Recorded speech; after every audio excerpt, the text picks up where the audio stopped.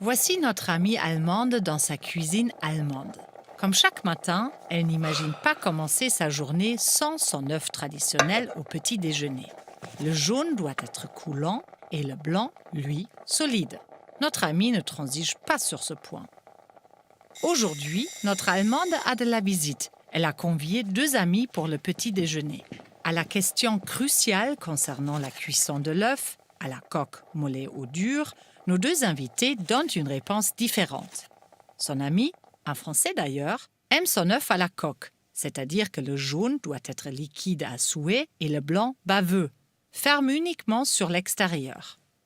Son ami préfère son œuf dur. Et l'œuf de notre hôte doit être mollet, souvenez-vous.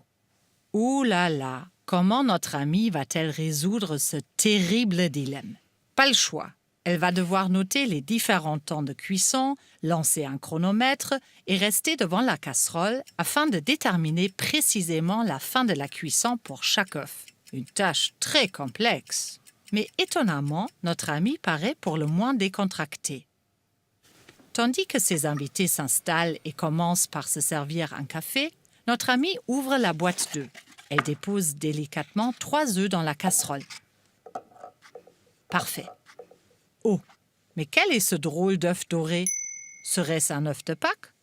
Non, l'œuf doré est un Piep-Ei, un œuf beeper, une invention géniale de l'ingénieur allemand Ruprecht Gabriel. Pardon, Docteur Ruprecht Gabriel. Voici comment fonctionne l'œuf beeper. Peu importe que l'eau soit chaude ou froide, l'essentiel est que les œufs aient la même température que lui. C'est pourquoi il vaut mieux conserver cet œuf insolite en compagnie des œufs normaux. Maintenant, notre ami allume la plaque. Il n'y a plus qu'à attendre et écouter.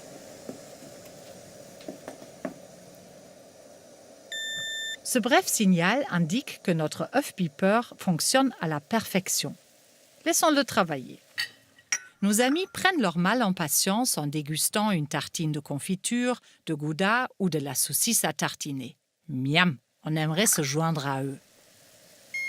Ah, une mélodie retentit en provenance de la casserole. Killing me softly.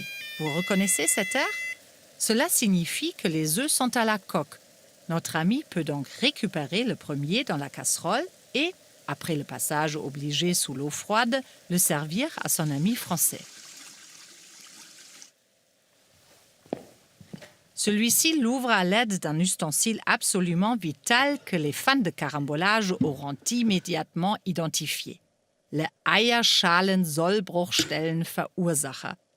Le toqueur à œufs. Voyez plutôt.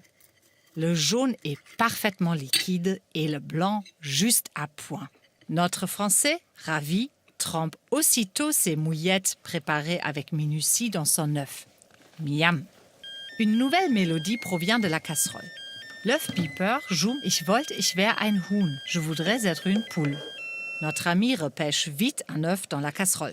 Curieuse, elle ouvre son œuf et... Ouf! Tout va bien. Le jaune est bien épais, le blanc d'une fermeté parfaite. Enchantée, notre amie déguste son œuf et savoure son petit déjeuner. Notre autre invité a comblé l'attente avec une tartine de confiture et un petit pain recouvert de saucisses à tartiner. Elle a l'habitude, son œuf dur est toujours le plus long à cuire. C'est alors qu'un nouvel air se fait entendre dans la casserole. Une marche de triomphe. Et, vous vous en doutez, l'œuf dur est parfait, lui aussi. Regardez donc ce beau jaune pâle, c'est tout simplement phénoménal. Notre amie allemande et ses invités sont aux anges. Le petit déjeuner est une réussite totale. Et ce, grâce à l'œuf beeper. Voici encore un objet qui prouve le génie inégalé des Allemands en matière de cuisson d'œufs.